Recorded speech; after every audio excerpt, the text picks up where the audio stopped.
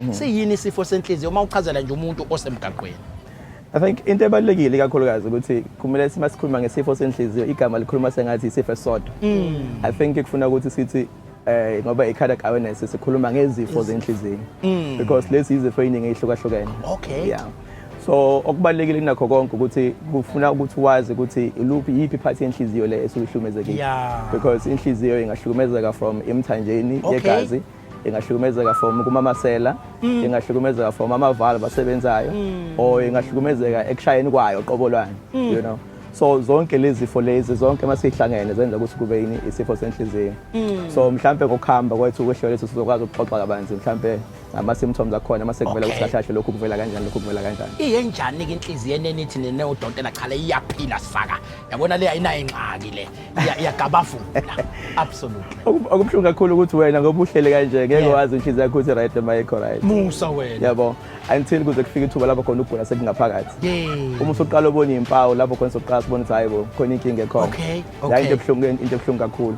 Kodwa ke masithi inhliziyo yomuntu inormal sidinga inhliziyo ekwazi ukudonsa igazi. Okay.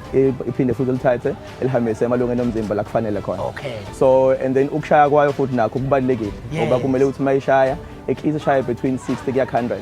Uma sishaya ngaphansi kuyingozi, uma sishaya ngaphezulu futhi kuyingozi. Noma kwenzeke kuya ngesikhathi nangisothi wenzani ngomzimba wakho kuyenzeka ukuthi shaye kancane kuyenzeka ishaya kakhulu. But isikhathi esiningi sibheke ukuthi ibe between 60 and 100. You know. And uma ishaya ayivumele ukuthi yenze kube khona umsindo owenzayo. How? Masithi ku like yoba ngisho nje usukuthukile la yabo umuthukile vele uzoshayela phezulu manje kuba uhleli nje masixoxa kanje awuyizi inhliziyo yakhe ishaya iziphi izimpawu ezisuke seyikhomba cha inhliziyo engathi sekuqala uba nezingxaki la enhliziyweni. Angiqala nje ngizozama ukuthi ngikhethe isifo ngasodwa ukuze ngisho izimpawu zazo isifo sidobene nenhliziyo mhlawumbe lokwenza ukuthi kube ngconywana okwazi ukubonakala. Absolutely. Isifo esingozi kakhulu esenhliziyo esiphethekile emphakathini yakithi njengamanje isifo se BP. Lesi kuyisifo somfutho. Isikhathi esiningi azikho izimpawu evelayo until ukuthi iBP yakho izobe phezulu kakhulu. Isikhathi esiningi abantu bayithola nje uthola umuntu uhambela emtholampilo uhambele enye into makuthiwa kubheka iBP yokubheka umfutho wakhe uthola siphezulu. Kodwa ezinye zezimpawu ekumele zikwenze usabe owuthuke or mhlawumbe ukugquzeleka ukuthi kumele uhambe emtholampilo. Uma uzoba nekhanda elingapheli ongalazi lisuka kuphi.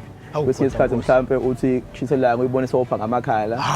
Kwesinye isikhathi mhlawumbe uze ngathi kune inhliziyo yakhe eshayela phezulu or mhlawumbe kuba khona inhlungu eziba khona esifubeni.